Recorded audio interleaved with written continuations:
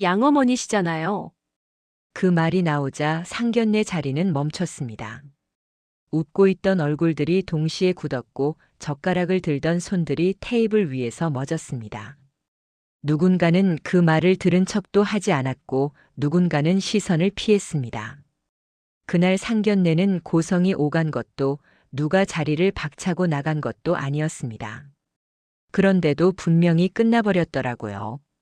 단 한 문장으로. 그 말을 한 사람은 태어냈고 그 말을 들은 사람은 아무 말도 하지 않았습니다. 그리고 방 안에 있던 모두가 알았습니다. 이 자리는 더 이상 축하의 자리가 아니라는 걸. 그런데 이상하게도 이 상견례를 끝낸 건 어른이 아니라 그 자리에 조용히 앉아있던 한 아들이었습니다. 도대체 상견례 자리에서 무슨 일이 벌어졌길래 관계가 완전히 뒤집혀버린 걸까요? 끝까지 함께 지켜봐 주시겠어요? 이야기가 궁금하셨다면 구독과 좋아요는 큰 힘이 됩니다. 이제 그날의 상견례가 시작되기 전으로 돌아가 보겠습니다. 입을까 말까 망설인 게 아니라 어떻게 앉아야 할지를 생각하고 있었습니다. 혼주석이라는 자리가 내 자리가 맞는지, 혹시 누군가 설명을 요구하면 어디까지 말해야 하는지, 그런 생각들이 옷고름보다 먼저 생각이 풀렸다 묶이기를 반복했습니다. 나는 늘 이런 자리에 익숙한 사람이 아니었습니다. 친척 모임이든 공식적인 자리든 언제나 한 번쯤은 내 위치를 스스로 확인해야 했습니다. 사람들은 친절했지만 그 친절 뒤에는 늘 작은 질문이 따라왔습니다. 그래도 정확히는 어떤 관계세요? 아들은 엄마 괜히 신경 쓰지 마라고 말했습니다. 그 말이 위로가 되지 않았던 건 이 자리가 아들의 문제가 아니라 나의 자리에 대한 문제라는 걸 알았기 때문입니다. 아들은 이미 자리를 가진 사람이었고 나는 아직도 자리를 증명해야 하는 사람이었습니다. 상견례 장소는 조용한 한정식 집이었습니다. 방 안에는 미리 준비된 꽃과 차분한 조명이 있었고 모든 것이 예의를 갖춘 듯 정돈돼 있었습니다. 이런 자리일수록 말 한마디, 시선 하나가 오래 남는다는 걸 나는 잘 알고 있었습니다. 사돈 쪽 가족이 들어왔고 인사가 오갔습니다. 웃음도 있었고 덕담도 있었습니다. 아드님이 검사라면서요. 그 말이 나왔을 때 공기가 아주 잠깐 달라졌습니다. 칭찬처럼 들렸지만 그 말은 동시에 이 자리의 무게 중심이 어디에 있는지를 알려주는 신호였습니다. 나는 그저 웃으며 고개를 끄덕였습니다. 그 순간에도 내 역할은 명확했습니다. 나서지 말 것, 설명하지 말 것, 먼저 말하지 말 것. 괜히 내가 입을 열면 이 자리는 축하의 자리가 아니라 관계를 정리하는 자리가 되어버릴 것 같았습니다. 음식이 나오기 전까지는 괜찮았습니다. 형식적인 대화가 오가고 날씨 이야기가 흘렀습니다. 하지만 누군가 내 쪽을 다시 한번 살펴보는 시선이 느껴졌습니다. 그 시선에는 호기심도 저기도 아니었습니다. 확인하려는 눈빛이었습니다. 그때 나는 이미 알고 있었습니다. 이 상견례는 무사히 끝나지 않을 거라는 걸. 아직 아무 일도 벌어지지 않았지만 이미 공기 속에는 말해지지 않은 선이 그어져 있었습니다. 그래도 나는 참기로 했습니다. 지금은 설명할 때가 아니라고, 지금은 버텨야 할 시간이라고 스스로에게 말했습니다. 이 자리가 끝날 때까지 나는 최대한 조용히, 최대한 무난하게, 아무 일 없는 사람처럼 앉아있기로 했습니다. 그 선택이 이후의 모든 것을 바꾸게 될 줄은 그때는 알지 못했습니다. 사람들은 종종 착각합니다. 양어머니라는 말이 어느 날 갑자기 생긴 자리라고. 하지만 그 자리는 하루아침에 만들어지지 않습니다. 설명해야 했던 순간들이 겹겹이 쌓여서 어느새 말하지 않아도 설명을 요구받는 사람이 되는 겁니다. 나는 처음부터 누군가의 자리를 대신 차지하려던 사람이 아니었습니다. 그저 그 자리에 남아 있었을 뿐이었습니다. 아이의 손을 놓지 않았고 집을 비우지 않았고 아무도 보지 않는 시간에 해야 할 일들을 묵묵히 해왔습니다. 그런데 이상하게도 사람들은 그 남아 있었던 시간보다 언제나 먼저 호적과 혈연을 물었습니다. 아이의 성장 과정은 늘 바빴습니다. 병원 대기실, 학교 상담실, 생활기록부를 받으러 가는 날들. 보호자 서명란에 이름을 적을 때마다 나는 잠깐 손을 멈추곤 했습니다. 문제가 생긴 건 아니었습니다. 다만 그 서명 하나가 언젠가 누군가에게 설명이 될 수도 있다는 걸 알고 있었기 때문입니다. 아들은 그런 내 망설임을 몰랐습니다. 아니, 몰랐다기보다는 굳이 묻지 않았습니다. 아이에게 중요한 건 누가 데려다 주고 누가 기다리고 누가 끝까지 앉아 있었느냐였으니까요. 하지만 세상은 아이처럼 보지 않습니다. 세상은 언제나 정확한 관계를 요구합니다. 상견례를 앞두고도 비슷했습니다. 주변에서는 요즘은 그런 거 안 따진다는 말을 쉽게 했습니다. 그 말이 얼마나 상황을 모르는 말인지 나는 굳이 설명하지 않았습니다. 따지지 않는다는 말은 보통 문제될 가능성이 없는 사람들만 할 수 있는 말이니까요. 상견례 전 며칠 동안 나는 괜히 전화기만 만지작거렸습니다. 먼저 연락해 인사를 건넬까 하다가도 괜히 앞서 나서는 사람처럼 보일까봐 그만두었습니다. 이상하게도 이런 자리에서는 조심하는 사람이 더 눈에 띕니다.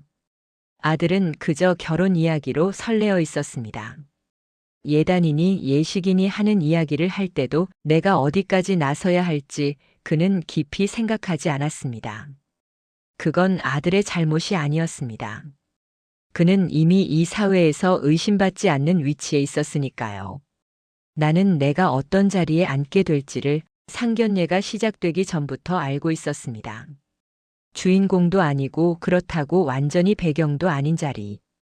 누군가 한마디 던지면 그 말의 대상이 되기 딱 좋은 위치. 그래서 더 조용히 있으려고 했습니다. 말을 아끼고 웃음을 앞세우고 괜히 중심으로 보이지 않도록 스스로를 한 발 뒤로 물렸습니다.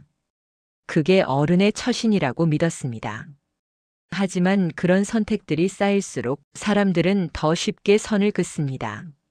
말이 없으시네요. 차분하시네요. 그 말들 속에는 굳이 더 깊이 알 필요는 없겠다는 판단이 함께 들어 있었습니다.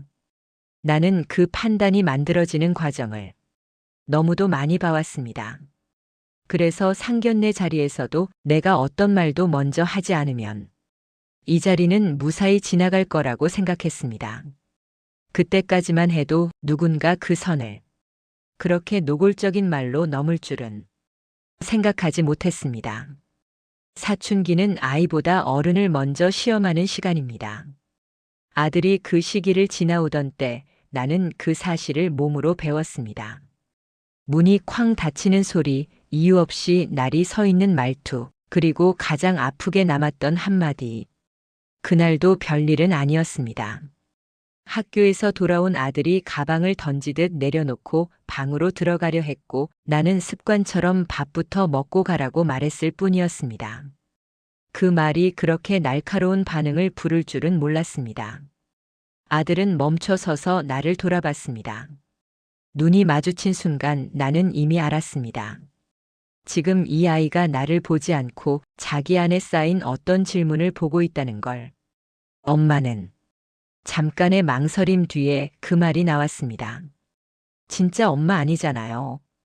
그 말은 소리보다 먼저 내 안으로 들어왔습니다. 귀로 듣기 전에 몸이 먼저 반응했습니다. 숨이 잠깐 막히고 손끝이 차가워졌습니다. 아들은 말하고 나서도 나를 보지 않았습니다. 마치 그 말이 나를 향한 게 아니라 자기 자신을 설득하기 위한 말인 것처럼 보였습니다. 나는 그 순간 무슨 말을 해야 어른다운지를 떠올리지 않았습니다. 그저 이 아이가 지금 어디쯤 서 있는지를 생각했습니다. 세상이 자기에게 던지는 질문을 아직 정리하지 못한 채 들고 있는 나이. 그래서 나는 그 말에 바로 대답하지 않았습니다. 맞다거나 아니라거나 설명하거나 변명하지 않았습니다. 대신 밥솥 뚜껑을 열고 김이 빠져나가는 걸 잠시 바라봤습니다. 그 짧은 시간 동안 나는 떠날 수 있는 선택지를 아주 빠르게 계산했습니다. 그만두고 나갈 수도 있었습니다. 이 집에서, 이 역할에서, 이 애매한 자리에서. 그래, 내 말이 맞다라고 인정하고 모든 걸 내려놓을 수도 있었습니다. 하지만 그 선택지 끝에는 이 아이가 혼자 남는 장면이 보였습니다. 질문을 던져놓고 아무 답도 받지 못한 채 더 날카로워질 아이의 얼굴이 보였습니다. 그래서 나는 남았습니다. 아들의 말이 상처가 되지 않았기 때문이 아니라 그 상처를 아이에게 돌려주고 싶지 않았기 때문입니다. 그래. 나는 아주 짧게 말했습니다. 그래도 지금 밥은 먹고 가. 그 말이 옳았는지 틀렸는지는 그때는 알 수 없었습니다. 다만 그날 이후로 아들은 나를 부를 때 조금 더 조심해졌고 나는 그 조심스러움을 상처 대신 책임으로 받아들였습니다. 그 시절 이후로 나는 엄마라는 말을 스스로에게 더 엄격하게 쓰기 시작했습니다. 불러달라고 요구하지 않았고 확인받으려 하지 않았고 그저 필요한 자리에 항상 먼저 가 있었습니다. 아들은 조금씩 변했습니다. 말수가 줄었고 눈을 피하던 시간이 늘었고 어느 순간부터는 중요한 이야기를 밖에서 해결해 오기 시작했습니다. 그게 서운하지 않았다면 거짓말이겠지만 나는 그 변화가 성장이라는 걸 알고 있었습니다. 그래서 더 참았습니다. 그때마다 마음속으로 같은 말을 되뇌었습니다. 지금은 나를 증명할 때가 아니다. 이 아이가 자기 자리를 먼저 찾아야 한다. 상견례 자리에서 내가 아무 말도 하지 않았던 이유도 그날 이후의 선택들과 이어져 있었습니다. 이 자리에서 내가 나서면 아들은 또다시 설명해야 할 위치에 서게 될 것 같았습니다. 그래서 나는 침묵을 선택했습니다. 그 침묵이 어떤 결과를 부를지는 알지 못한 채 그저 예전처럼 아들 쪽을 먼저 생각하는 쪽을 택했습니다. 그 선택이 결국 아들이 직접 나서게 만들 줄은 그때는 알지 못했습니다. 상견례 자리의 대화는 겉으로는 부드럽게 이어지고 있었습니다. 날씨 이야기, 예식장 이야기, 요즘 젊은 사람들 이야기. 누구 하나 목소리를 높이지 않았고 누구 하나 노골적으로 무례하지도 않았습니다. 그런데도 나는 알고 있었습니다. 이 자리는 이미 질문을 기다리는 자리가 되어 있다는 걸. 사돈 쪽 어른은 내 쪽을 똑바로 보지 않았습니다. 정확히는 나와 아들 사이 어딘가를 번갈아 보며 말을 꺼냈습니다. 그 시선에는 조심스러움보다 확인하려는 목적이 더 분명했습니다. 아드님이 검사시라니 정말 대단하시네요. 칭찬은 자연스러웠고 그 말에 몇 사람이 고개를 끄덕였습니다. 그 힘든 공부를 혼자서 해낸 건 아니겠죠.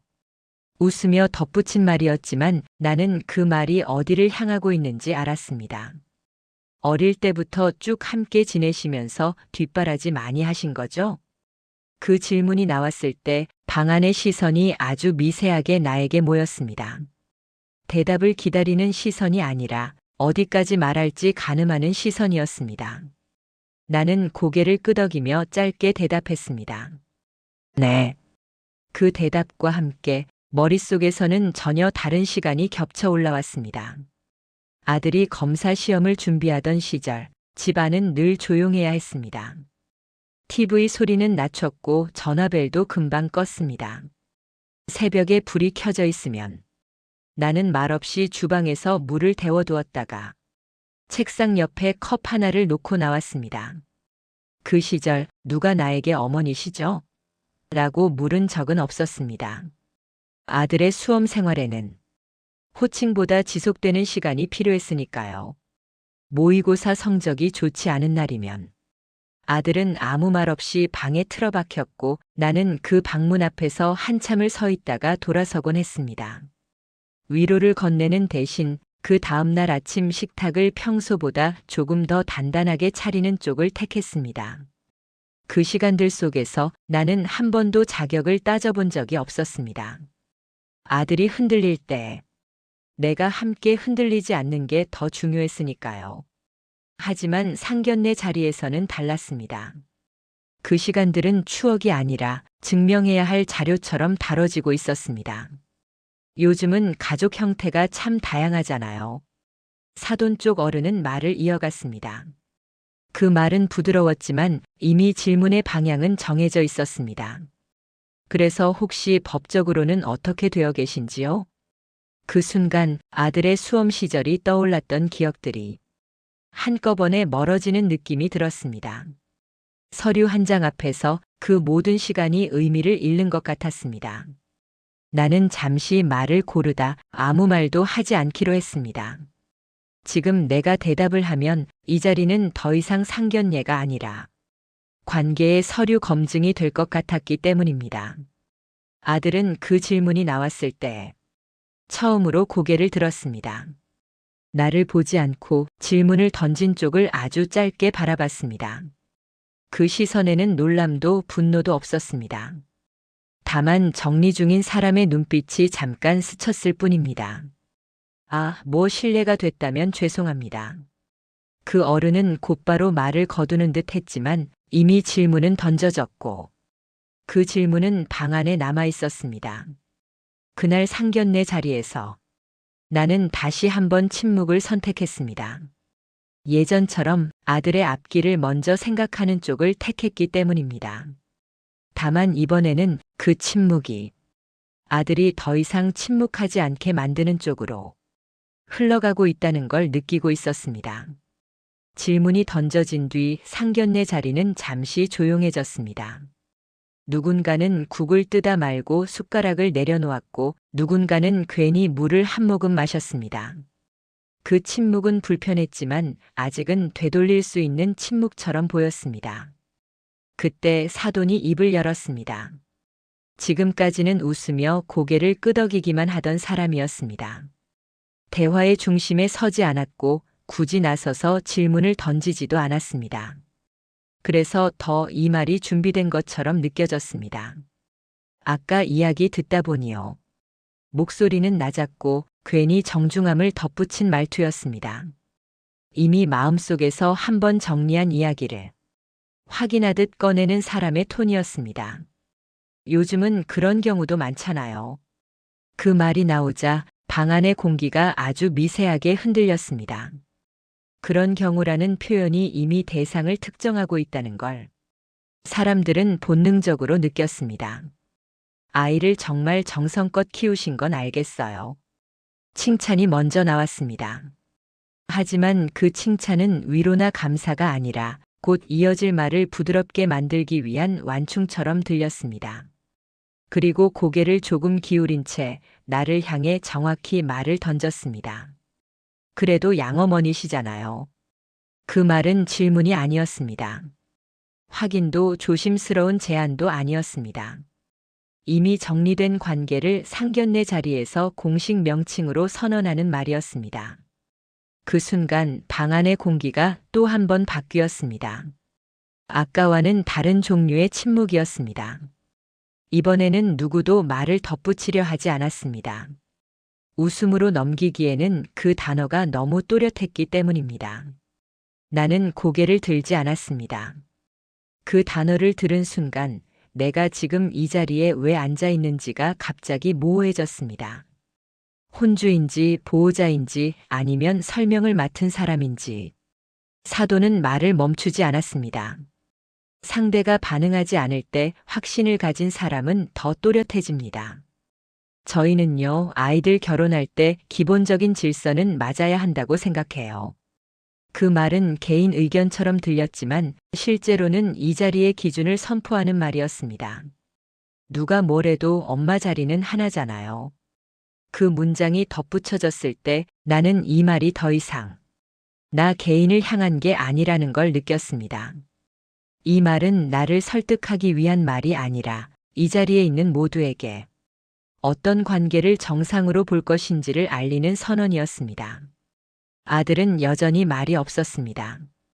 하지만 그의 자세가 아주 조금 달라졌습니다. 의자에 기대지 않고 등을 곧게 세운 채 테이블을 바라보고 있었습니다. 그 변화가 의미하는 바를 나는 아직 정확히 알지 못했습니다. 나는 침묵을 택했습니다. 지금 이 자리에서 그 단어에 반응하는 순간 이 상견례는 완전히 다른 방향으로 흘러갈 것 같았습니다. 그리고 무엇보다 그 결과가 아들에게 돌아갈 것 같았습니다. 사돈은 내 침묵을 불편해하지 않았습니다. 오히려 그 침묵을 동의에 가까운 것으로 받아들이는 표정이었습니다. 그 표정이 이 상견례가 아직 끝나지 않았다는 걸 알려주고 있었습니다. 그때 나는 처음으로 깨달았습니다. 이 자리는 누가 참느냐의 문제가 아니라 누가 끝낼지를 정하는 자리라는 걸. 그리고 그 결정이 곧 내려질 거라는 것도요. 사돈의 말이 끝난 뒤 상견례 자리는 다시 움직이는 척을 했습니다. 누군가는 국을 뜨고 누군가는 반찬을 옮겼습니다. 하지만 그 움직임은 식사를 이어가기 위한 것이 아니라 막 던져진 말을 흩뜨리려는 몸짓에 가까웠습니다. 사돈은 그 흐름을 놓치지 않았습니다. 한 번 던진 말이 방 안에 남아있는 걸 확인한 사람의 태도였습니다. 이제는 질문을 던지지 않았고 대신 정리하는 말을 이어갔습니다. 저희가 이런 자리를 괜히 중요하게 여기는 건 아니에요. 목소리는 여전히 차분했습니다. 감정이 섞이지 않은 말은 듣는 사람으로 하여금 반박할 틈을 주지 않습니다. 결혼은 두 사람만의 일이기도 하지만 집안과 집안이 만나는 일이잖아요. 그 말이 나오자 개인이라는 단어는 이 자리에서 완전히 밀려났습니다. 이 상견례가 왜 열렸는지, 누구의 기준이 우선인지가 분명해졌습니다. 사돈은 나를 보지 않았습니다. 그 대신 방 안전체를 향해 말했습니다. 이 자리에 있는 모두가 증인이 되기를 바라는 사람의 태도였습니다.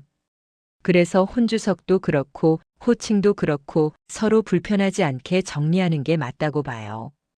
정리라는 단어가 나왔을 때 나는 이 대화가 어디로 가고 있는지 확실히 느꼈습니다. 정리는 중립적인 말처럼 들리지만 실제로는 누군가의 자리를 옮기는 작업이기 때문입니다. 괜히 오해 생길 일 만들 필요는 없잖아요. 사돈은 부드럽게 웃었습니다. 그 웃음에는 선의가 아니라 기준을 가진 사람의 확신이 묻어 있었습니다. 나는 여전히 아무 말도 하지 않았습니다. 이 자리에서 내가 한마디라도 보태면 사돈의 논리는 더 단단해질 것 같았습니다. 보세요, 다 이해하잖아요 라는 결론으로 이야기가 마무리될 것 같았습니다. 아들은 그동안 조용히 듣고 있었습니다. 말을 끊지 않았고 상대의 논리를 부정하지도 않았습니다. 하지만 그의 손이 천천히 테이블 위로 올라왔을 때 나는 처음으로 변화의 신호를 느꼈습니다. 그 손은 접시를 잡지도 물잔을 들지도 않았습니다. 그저 테이블 위에 가지런히 놓였을 뿐이었습니다. 마치 이 자리가 더 이상 식사의 자리가 아니라는 걸 스스로 선언하는 것처럼 보였습니다. 사돈은 그 신호를 보지 못한 채 말을 이었습니다. 아니면 보고도 보지 않기로 했을지도 모릅니다. 아드님처럼 훌륭한 아이를 키우신 건 인정해요. 다시 한번 인정이 나왔습니다. 하지만 그 인정은 끝이 아니라 역할을 분리하기 위한 문장이었습니다. 다만 각자의 위치는 분명해야 한다고 생각해요. 그 말이 나왔을 때 다른 사람들은 고개를 끄덕였고 몇몇은 시선을 피했습니다. 이제 이 상견례는 누가 옳으냐의 문제가 아니라 누가 더 조용히 물러나느냐의 문제가 되어가고 있었습니다. 나는 그 모든 반응을 보면서도 끝내 고개를 들지 않았습니다. 지금 이 순간에도 내가 나서면 아들이 먼저 상처를 입을 것 같았기 때문입니다. 이 자리가 깔끔하게 정리되는 대신 아들이 설명의 중심에 서게 될 것 같았습니다. 그래서 나는 여전히 침묵했습니다. 하지만 그 침묵이 더 이상 상황을 붙잡는 선택이 아니라 폭발을 늦추는 선택이 되어가고 있다는 걸 느꼈습니다. 사돈의 말은 점점 짧아졌고 논리는 이미 충분히 쌓였습니다. 이제 남은 건 누군가가 그 논리를 공식적으로 받아들이느냐 아니면 정면으로 끝내느냐였습니다. 그리고 그 선택의 시간이 생각보다 가까이 와 있다는 것도요. 상견례 자리는 겉으로는 계속되고 있었습니다. 음식은 거의 다 나왔고 직원은 마지막 찬을 놓으며 고개를 숙였습니다. 하지만 그 인사는 이 방 안의 사람들을 향한 것이 아니라 이미 끝나가고 있는 자리를 향한 것처럼 보였습니다. 사돈의 말이 길어질수록 방 안의 공기는 점점 무거워졌습니다. 누군가는 더 이상 젓가락을 들지 않았고 누군가는 접시를 정리하는 척하며 시선을 피했습니다. 이제 이 자리에 남아있는 건 대화가 아니라 누가 먼저 움직일지를 기다리는 정적이었습니다. 사돈은 그 정적을 불편해하지 않았습니다. 오히려 그 침묵이 자신의 말이 잘 전달되고 있다는 신호처럼 보이는 표정이었습니다. 기준을 가진 사람은 침묵을 저항이 아니라 수용으로 읽는 법을 알고 있습니다. 괜히 이 자리에서 서로 오해 생길 일 만들 필요는 없잖아요. 사돈의 말은 다시 한번 정리를 향했습니다. 이제는 설명도 질문도 없었습니다. 남아있는 건 결론을 향한 밀어붙이기 뿐이었습니다. 결혼식 날은 특히 더 그래요. 그 말이 나오자 나는 이 대화가 이미 상견례를 넘어 미래의 장면들까지 점령하고 있다는 걸 느꼈습니다. 하객들 눈도 있고 친척들 시선도 있고 괜히 말 나올 일은 미리 정리해 두는 게 맞죠. 그 말 속에는 누가 무엇을 감당해야 하는지가 분명히 들어 있었습니다. 말이 나오는 주체는 따로 있고 말을 삼켜야 하는 사람도 이미 정해져 있었습니다. 나는 여전히 고개를 들지 않았습니다. 이제는 참는 이유가 상황을 지키기 위해서가 아니라 아들을 보호하기 위해서라는 게 내 안에서 더 또렷해졌습니다. 아들은 조용히 숨을 들이마셨습니다. 그 숨소리는 크지 않았지만 이 방 안에서 처음으로 방향이 바뀌고 있다는 신호처럼 느껴졌습니다. 그는 여전히 말하지 않았습니다. 그 침묵은 더 이상 망설임이 아니었습니다. 말을 하기 전 모든 것을 한 번 더 정리하는 사람의 침묵이었습니다. 사돈은 그 변화를 보지 못한 채 마지막처럼 보이는 말을 덧붙였습니다. 이건 감정 문제가 아니라 질서의 문제니까요. 그 문장이 나오자 방 안의 몇몇 사람은 더 이상 숨길 수 없다는 듯 작게 숨을 내쉬었습니다. 이제 이 상견례는 누군가의 인내로 유지되는 자리가 아니라 누군가의 선택으로 끝나야 하는 자리가 되어 있었습니다. 나는 그때 처음으로 아들의 옆모습을 똑바로 보았습니다. 그 얼굴에는 분노도 당황도 없었습니다. 다만 아주 분명한 표정이 하나 자리 잡고 있었습니다. 결정을 내린 사람의 얼굴. 나는 그 표정을 보며 이 상견례가 사돈의 말로 끝나지 않을 거라는 걸 알았습니다. 그리고 그 끝이 내가 아니라 아들의 입에서 나올 거라는 것도요. 방 안의 공기는 이미 한계에 와 있었습니다. 이제 남은 건 말 한마디 뿐이었습니다. 방 안은 이상할 정도로 조용해졌습니다. 사돈의 말이 멈춘 뒤에도 아무도 그 침묵을 깨려 하지 않았습니다. 누군가는 접시를 정리하려다 손을 멈췄고 누군가는 물잔을 들었다가 다시 내려놓았습니다. 이제 이 자리는 더 이상 대화의 자리가 아니었습니다. 말이 나오기 직전의 공간이었습니다. 사돈은 마지막으로 한 번 더 주변을 둘러봤습니다. 확신을 가진 사람의 눈빛이었습니다.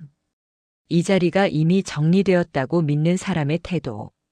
누가 중심에 앉고 누가 한 발 물러나야 하는지에 대해 이미 합의가 끝났다고 생각하는 얼굴이었습니다. 나는 그 시선을 피하지도 마주하지도 않았습니다. 이제는 피하는 것도 맞서는 것도 모두 늦은 단계라는 걸 알고 있었기 때문입니다.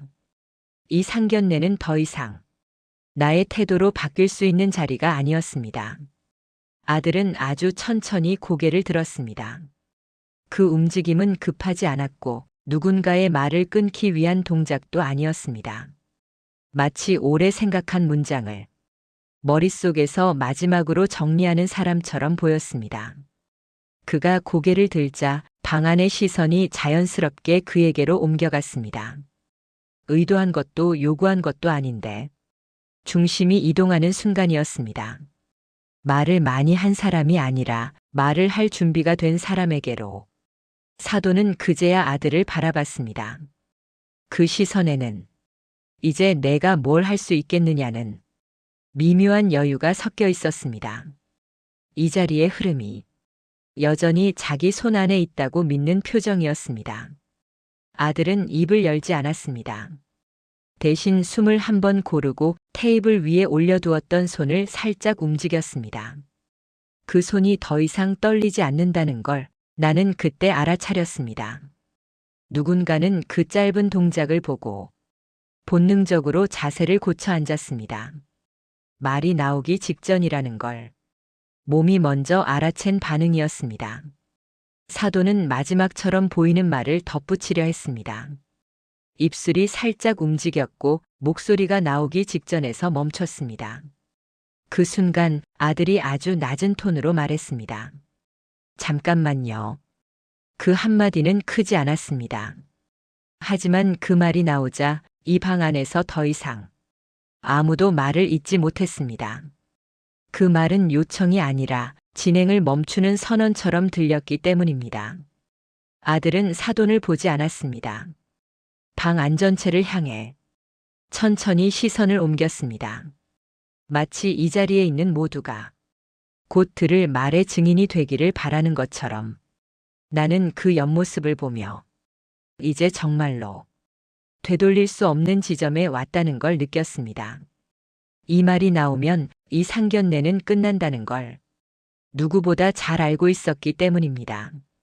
방 안의 공기는 더 이상 버티지 못할 만큼 팽팽해졌습니다. 사돈의 기준도 내 침묵도 모두 여기까지였습니다. 이제 남은 건 아들이 어떤 말로 이 자리를 끝낼지였습니다. 아들이 잠깐만요라고 말한 뒤 방 안은 더 이상 숨소리조차 나지 않는 공간이 되었습니다. 누군가 기침을 하려다 멈췄고 누군가는 자세를 고쳐 앉으려다 그대로 굳었습니다. 이제 이 자리는 상견례가 아니라 누군가의 말이 공식적으로 남는 자리가 되어 있었습니다. 아들은 천천히 사돈을 바라봤습니다. 눈빛에는 분노도 억울함도 없었습니다. 마치 이미 결론이 난 사안을 차분히 설명해야 하는 사람처럼 보였습니다. 그 표정이 이 자리에 있는 어른들을 더 긴장하게 만들었습니다. 아까부터 계속 질서라는 말씀을 하시는데요. 아들의 목소리는 낮았고 흔들림이 없었습니다. 누군가 말을 끊을 틈도 감정을 끼워 넣을 틈도 주지 않는 톤이었습니다. 질서라는 건 호칭으로 정하는 게 아니라 책임이 누구에게 있었는지로 정해집니다. 그 문장이 나오자 사돈의 표정이 처음으로 굳었습니다. 웃음도 여유도 사라진 얼굴이었습니다. 아들은 시선을 돌리지 않은 채 말을 이었습니다. 이제는 이 말이 나 개인을 향한 변호가 아니었습니다. 제가 크는 동안 병원 보호자 서명란에 이름을 쓴 사람. 새벽에 시험 준비한다고 불 켜진 방 앞에서 아무 말 없이 물을 데워놓던 사람. 제가 흔들릴 때 내 자리는 내가 먼저 찾게 두겠다고 한 발 뒤로 물러났던 사람. 아들은 잠깐 말을 멈췄습니다. 그 짧은 침묵이 그 어떤 고성보다 방안을 압도했습니다. 그리고 사돈을 보며 아주 또렷하게 말했습니다. 이분은 저희 엄마입니다. 그 말이 떨어진 순간 방 안의 공기가 완전히 바뀌었습니다. 누군가는 눈을 크게 떴고 누군가는 고개를 숙였습니다. 이제 이 자리에 있는 사람들은 누가 참았는지가 아니라 누가 틀렸는지를 보게 되었습니다. 사돈은 입을 열려 했습니다. 하지만 아들은 그 틈을 주지 않았습니다. 목소리는 여전히 차분했지만 그 차분함이 오히려 더 단호했습니다. 양어머니라는 표현은 법적 구분일 수는 있어도 이 자리에서 관계를 규정하는 말은 아닙니다. 그리고 오늘 이 자리에서 그 단어를 쓰신 순간 아들은 잠시 숨을 고른 뒤 말을 이었습니다. 이 상견례는 축하의 자리가 아니라 판단의 자리가 되어버렸습니다. 그제야 사돈의 얼굴에서 당황이 분명히 드러났습니다. 말을 꺼내려 했지만 이제 어떤 말도 앞선 문장들을 되돌릴 수 없다는 걸 스스로도 알고 있는 표정이었습니다. 아들은 마지막으로 이 자리에 있는 모두를 천천히 둘러봤습니다. 그리고 아주 조용히 그러나 이 상견례의 끝을 선언하듯 말했습니다. 이 자리는 여기까지 하겠습니다. 그 말 한마디로 사돈의 체면은 무너졌고 논리는 힘을 잃었으며 관계의 주도권은 완전히 뒤집혔습니다. 누군가는 아무 말도 하지 못했고 누군가는 뒤늦게 사과하려다 입을 다물었습니다. 이미 늦은 뒤였습니다. 나는 그 자리에서 처음으로 고개를 들었습니다. 그리고 그제야 깨달았습니다. 이 아이는 나를 대신해 싸운 게 아니라 자기 기준으로 세상을 정리하고 있었던 것이라는 걸. 상견례가 끝났다는 건 누군가가 크게 소리를 냈다는 뜻이 아니었습니다. 자리를 박차고 나간 사람도 없었고 문을 세게 닫은 사람도 없었습니다. 다만 그날 이후로 그 방에서 정해졌던 관계의 순서가 다시는 돌아오지 않았을 뿐입니다. 사돈 쪽에서는 연락이 오지 않았습니다. 사과도 없었고 해명도 없었습니다. 대신 그 침묵 속에는 분명한 메시지가 담겨 있었습니다. 더 이상 그날의 말을 되돌릴 방법이 없다는 걸. 그들 스스로도 알고 있다는 신호였습니다. 결혼 준비 과정에서 혼주석 이야기는 다시 나오지 않았습니다. 호칭을 정리하자는 말도 없었고 오해를 풀자는 식의 제안도 없었습니다. 그날 상견례에서 이미 판정이 내려졌기 때문입니다. 아들은 변명을 하지 않았습니다. 그날은 어쩔 수 없었어 같은 말도 기분 나빴지? 같은 위로도 하지 않았습니다. 그 대신 아주 담담하게 말했습니다. 이제는 누가 뭐라고 해도 설명하지 않아도 되는 자리로 갈 거야.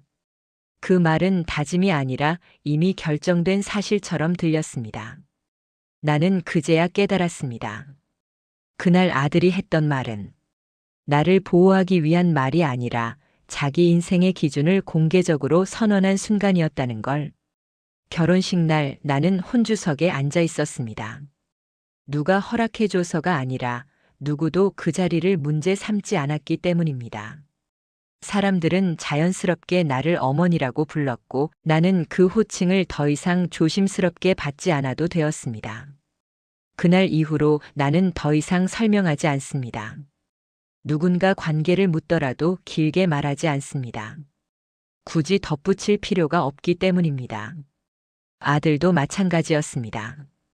그는 나를 소개할 때 단 한 번도 망설이지 않았습니다. 설명도 부연도 없이 그냥 그렇게 말했습니다. 우리 엄마예요. 그 말에는 감정도 투쟁도 없었습니다. 이미 정리된 관계를 다시 설명할 필요가 없다는 태도였습니다. 나는 그제야 오랫동안 쥐고 있던 힘을 풀 수 있었습니다. 참아야 했던 이유도 버텨야 했던 선택도 이제는 설명하지 않아도 되는 시간이 왔다는 걸 몸으로 느꼈습니다. 그날 상견례에서 무너진 건 체면이었고 끝난 건 관계였지만 남은 건 분명했습니다. 책임을 다한 시간은 결국 이름을 얻는다는 것.